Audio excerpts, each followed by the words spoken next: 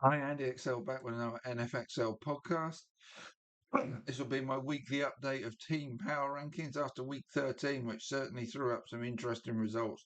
And there's some significant movers in in these rankings. But let's start from the top, working our way from 1 to 32. And staying at number one despite a loss this week is the Los Angeles Rams. I was one of many who went big last week in declaring the Rams as the best team in the NFL and the one everybody had to work a way out to how to beat them, only for the Panthers to do just that the very next week.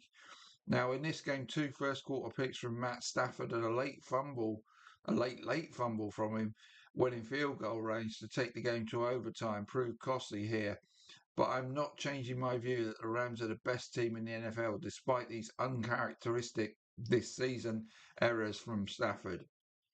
So the Rams stay at one. Staying at two are the New England Patriots. The Patriots remain top of the AFC standings going into their bye week, following an emphatic 10th consecutive win over the Giants. Now, all well and good. A really impressive win. Did it well, blew them out early. Drake May played really well again. But one thing to note about the 11-2 Patriots is that 8 of those 11 wins have come against teams with 4 or fewer wins this season. Two of the others being against the 7-win Bucks and Panthers, and the other most significant win being over the 8-win Bills. Whilst you can only beat what is put in front of you, it has to be said that the Patriots have exploited a weak schedule to get to the summit of the AFC. But that's where they are. They're the ones to catch, though they deserve to be ranked 2 at the moment. But it does put a question over how they're going to cope against the very best come the playoffs. At three, the Denver Broncos, making an unchanged top three from last week. The Broncos squeezed past the Commanders to get win number 10 on the board for the season. This win pretty much books them into the postseason hotel, and they have a 2-game gap between them and the current third seed. So they should get a pretty nice room in that hotel too. Now, the first change up 2 spots from 6 to 4, the Seattle Seahawks. In blanking the Vikings in week 13, the Seahawks took advantage of Max Brosmer being clearly out of his depth. That win takes them level with the Rams at the top of the NFC West and gives them a 2-game cushion in the wild card race too. So all good for the Seahawks. Up 3 from 8 to 5, the Green Bay Packers. Now, the Packers turned it on to get a huge win over the Lions on Thanksgiving. That gives them a game and a half cushion in the wild card race, and they remain right on the tails of the Bears in the NFC North, having dealt a blow to another divisional rival by beating the Lions. Now, the Packers and the Bears now meet twice in the next 3 weeks, so the big games keep on coming for the Packers. Up 5, another big riser, the San Francisco 49ers. Now, the 49ers' usual suspects, Christian McCaffrey and George Kittle, got them past the Browns in week 13. They now go on their bye week with a game and a half buffer in the wildcard race and still just about in contention in the NFC West too.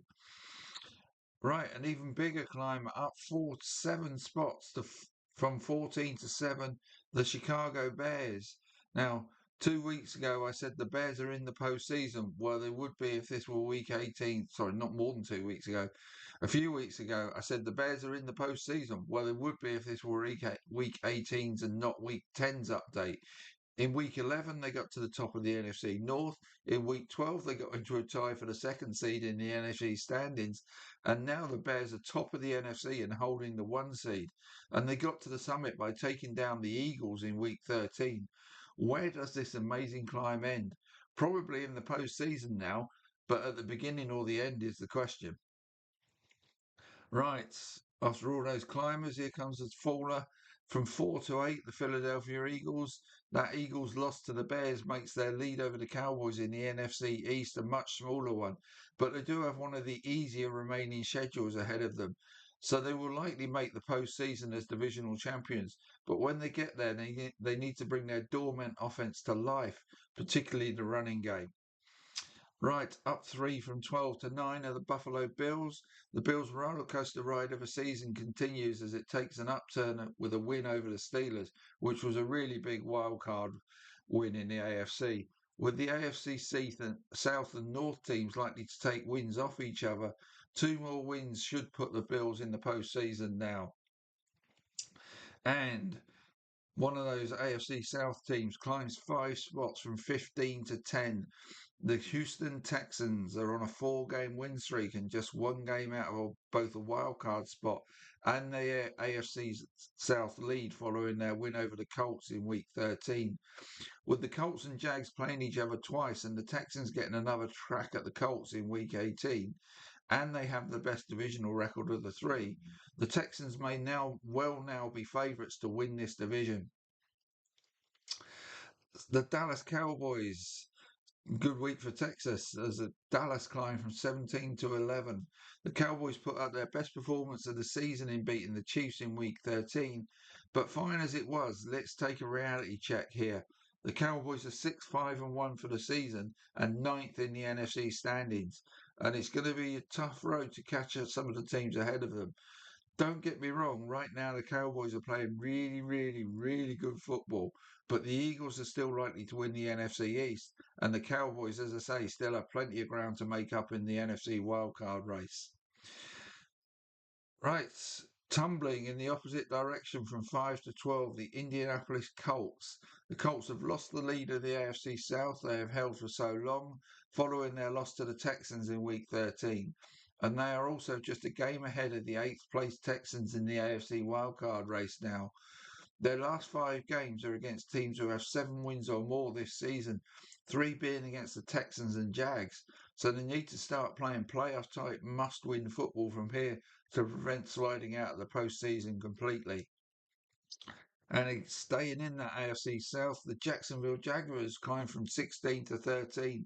I feel like I talk the Jags down every week, yet they are now top of the AFC South following a routine win over the dire Titans.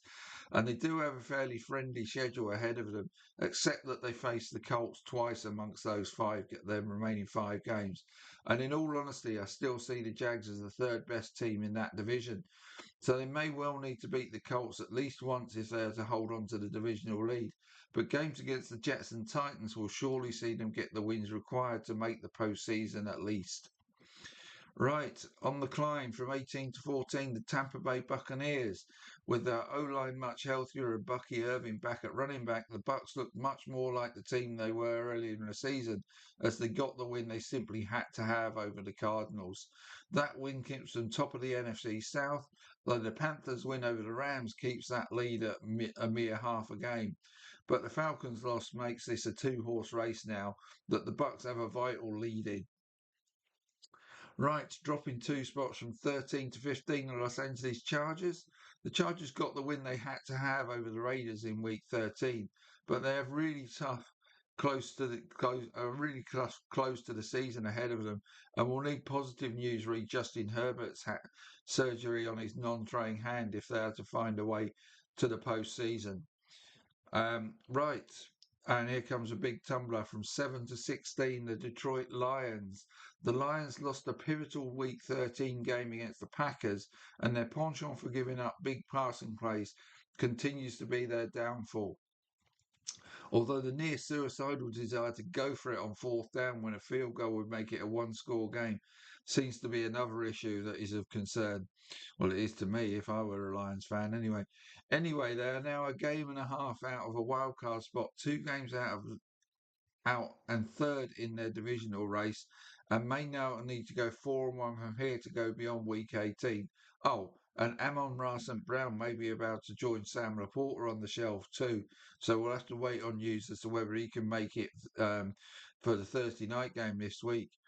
A meeting with the Cowboys in Week 14 is immense for both teams now, and then the Lions go on the road to face the Rams. Season on the line time for the Lions then. And if the Lions are the biggest tumbler in the NFC, here comes the biggest faller in the AFC. The Kansas City Chiefs go from 9 to 17. Now, I've discussed the likelihood of the Jags, Colts, Bills, and Texans all getting to 10 wins.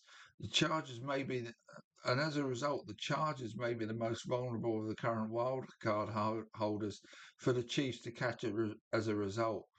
Following the Chiefs' loss to the Cowboys in Week 13, They get the Texans and then those Chargers in the next 2 weeks. The Texans game is as immense in the AFC as the Cowboys-Lions game is in the NFC. And the Chiefs could still get right back on track for the postseason if they can win their next two. But 2 losses could be terminal for them. And joining them as the joint biggest tumbler in the AFC from 10 to 18, the Baltimore Ravens. Somebody from the AFC North has to make the postseason. But the fact that we get to number 18 in these rankings before we get to a team from that division tells its own story. The Ravens lost to the Bengals in week 13 as their offensive struggles turned into something worse.